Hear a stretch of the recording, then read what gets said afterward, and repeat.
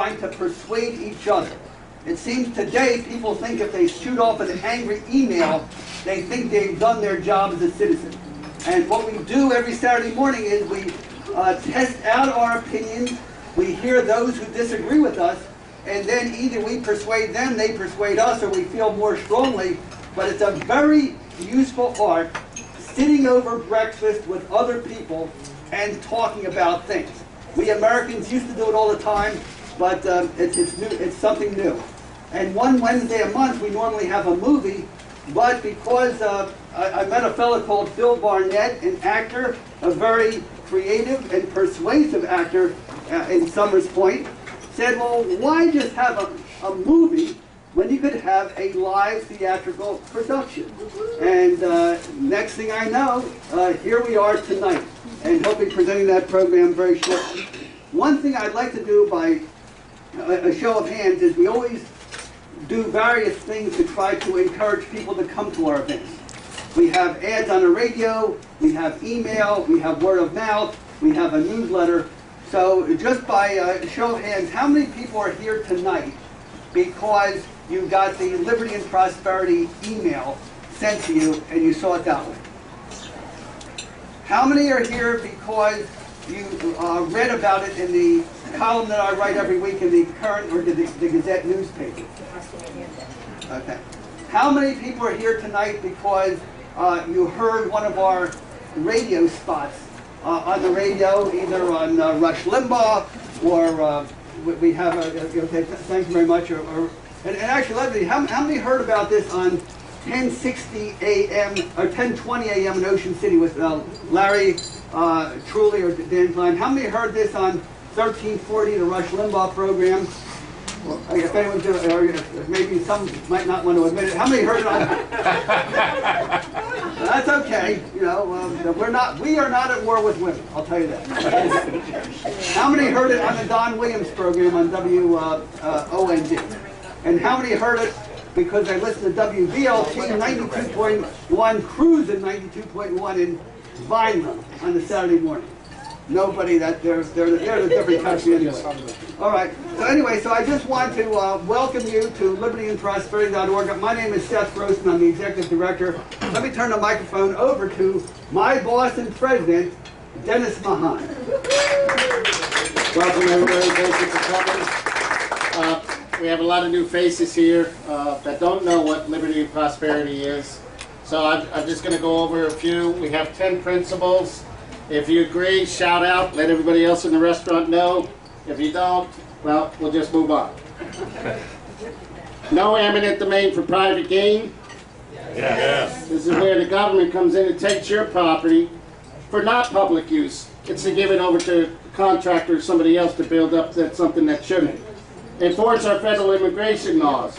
No amnesty, deport illegal aliens. Yes. Yeah. Make tax and zoning laws fair, simple, and apply them equally to everyone. Yes. Yes. Cut government taxes. Cut taxes by cutting government spending. Yes. Yes. Post all government salaries, contracts, and budgets online. Yes. Repudiate all government debts incurred without voter approval in violation of our state constitution. Yes. And I was asking before, does anybody know what the state debt is? The total state debt?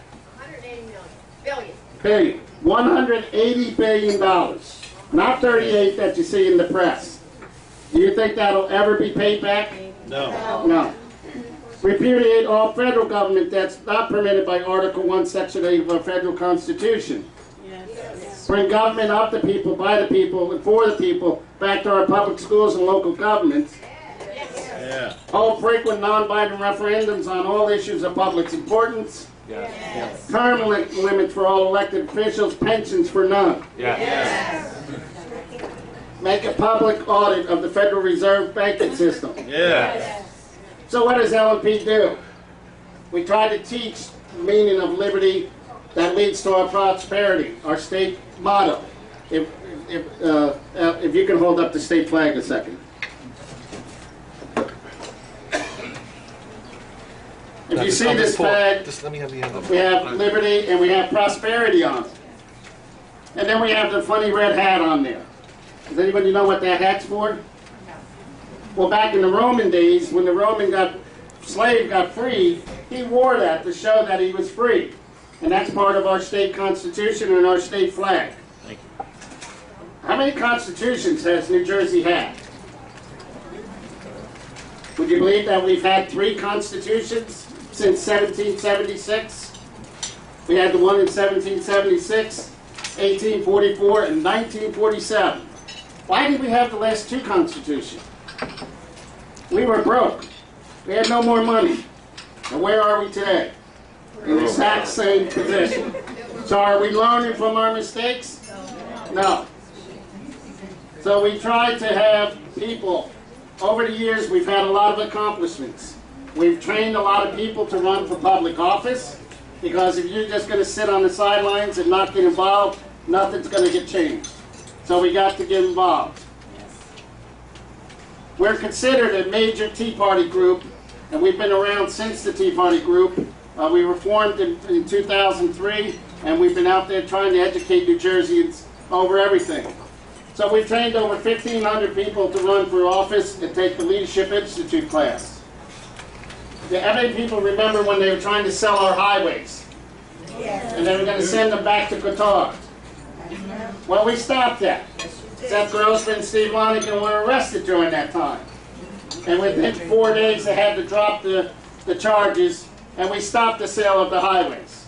And I'm sorry to say we weren't able to stop the latest increase to the tolls, but we're still working on that. We stopped the Board of Freeholders from trying to raise taxes on from the county clerk on every document filed. We eliminated RGGI, the Regional Green Gas Initiative, which is a hidden tax on your electric and gas bills. We fought that, we had it repealed. Now they're trying to change the name of it and keep it on your electric bills. So we're still fighting that. And how many people know about Abbott districts? And how much money is going into that? We've been working to eliminate the Abbott districts. The state auditor just came out and said 37% of all people in the Abbott districts is illegal. You have our former Governor Corzine living in a multi-million-dollar complex in Hoboken, New Jersey, and that's an Abbott district, and his property is not under tax rolls. Why is that? So when you're paying $25,000 for a 3-year-old to go to nursery school, do you think that's an issue? So we're trying to change the Constitution to go back to what our founders put in.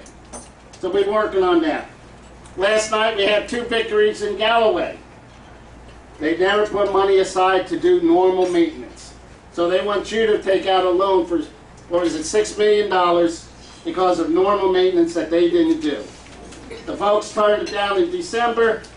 They turned it down again overwhelmingly last night. And last night, Galloway also approved the Fair School Funding Resolution. So now we have every town in Atlantic County, except for Atlantic City, that has approved to join to have a constitutional amendment to do away with Abbott districts and come up with a fair and better school funding resolution. Just one point of view. Not fair, but equal. Yes. And that's the whole thing. Every constitution in New Jersey said everybody's treated equally. And what that says is when they had the income tax in the first place, and they said everybody pays income tax, goes into a fund, and what it should be, and what Steve Persky, when he was selling the income tax, said, it should be distributed equally based on students. But what they did, now that the politics is in on it, if you have extra influence, your town gets more, others get less. It's completely corrupt in New Jersey, and the whole basic principle should be equal treatment under the law, and that's what basic part of liberty. So forget about the fairness. Let's get into the equalness. So that's some of the things. Once a month we actually teach lessons on the Constitution. How can you go along if you don't know what your Constitution says? So we covered both our state Constitution and our federal Constitution. We used Hillsdale College, which is one of the only colleges in the United States that accepts no federal funding at all. They want to be able to teach the Constitution as it was written, and those are the items that L&P does. So we're going to show a small clip hear and then hopefully proceed. And then we'll be meeting Mr. Douglas.